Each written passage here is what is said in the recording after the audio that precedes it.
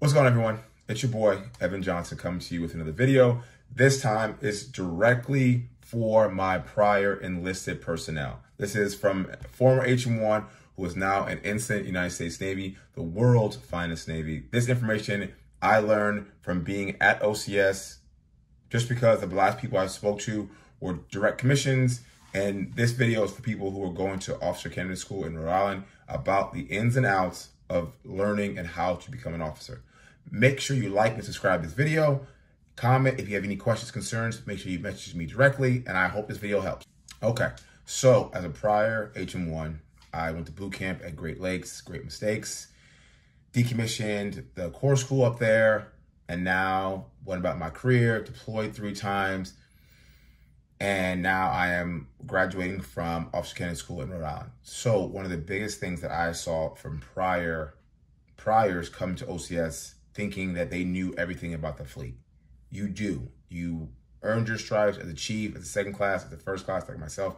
But when you get to OCS, they tell you, oh, that's great, but here you know nothing about being an officer. So one of the biggest things I can tell you is be humble, listen, ask questions, and that fleet mentality, let it go. Because you're going to see things at OCS, that doesn't make any sense. That's not how we do it in the fleet. And trust me, I was just like that. But OCS is its own entity. Take it for what it is, graduate, and then leave. Don't bring the fleet to OCS and expecting things are going to change. It's not going to happen. It's going to save you from a lot of time and a lot of heartache and a lot of headaches. Trust me.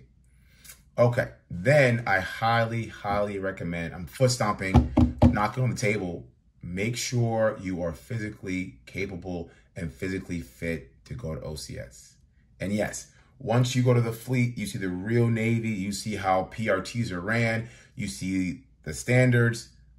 This is why it's so important. We had tons of people get rolled for not being physically fit to perform. You're going to be working out for the first 4 weeks every single day, 06, maybe even earlier. You're going to be working out. You need to be in shape before you get there. Do not come there thinking that the standards are going to be the same as the fleet.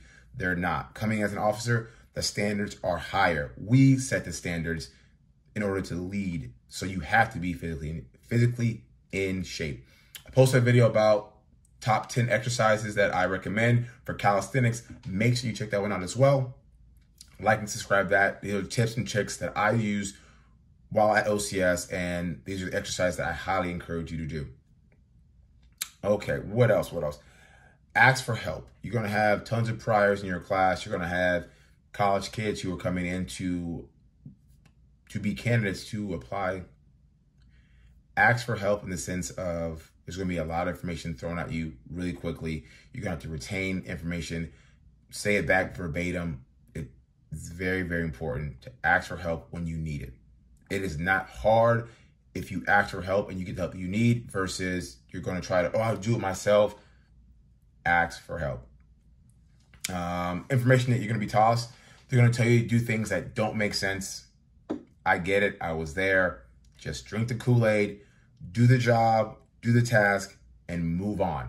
The sooner you can get an OCS, the sooner you can be an Ensign in the United States Navy and learn to do your job. OCS is just there to help you to learn how to be a basic officer. That's it. Just like boot camp. You graduate boot camp, you are now a basic sailor. That's it. Expectations are high as hell at OCS. It keeps you on your toes. You have inspections daily. You want to be the best of the best because you're able to earn the right to lead and train sailors. So the expectations are high on us for you guys as candidates to be able to set the example for your enlisted sailors. So like I said, if you're from the fleet, let it go. It's not the fleet. This is a training command to teach you how to be an officer. Just do the work that they tell you to do. Drink the Kool-Aid, get out of there, commission, and go about your day. You haven't earned anything. Coming from the fleet, you may be a chief, a first class, second class. You've earned that on the enlisted side, but as an officer candidate at OCS, you haven't earned anything on the officer side. So be humble, stay focused, have fun, graduate. Ask for help when need be, because a lot of times you're going to be some things in there that you don't like or you don't know how to do. I struggled with navigation because I didn't understand to point to it because that wasn't my job. But I got the help that I needed to ready to rock and roll, and I graduated. So if I can do it, you can do it. Like I said, I'm going to leave with this. Make sure you are physically ready to rock and roll for OCS, because I've seen people in my class that rolled, meaning they had to go back 3 weeks and train because they weren't physically fit. Make sure you are physically fit to meet the minimum of a good high. Don't want anything lower than that. I would even say aim for an outstanding. That's just me. But any questions, concerns, make sure you like and subscribe this video, as well as my top 10 workout tips for OCS. Again, this is Ensign Johnson. Have a good day.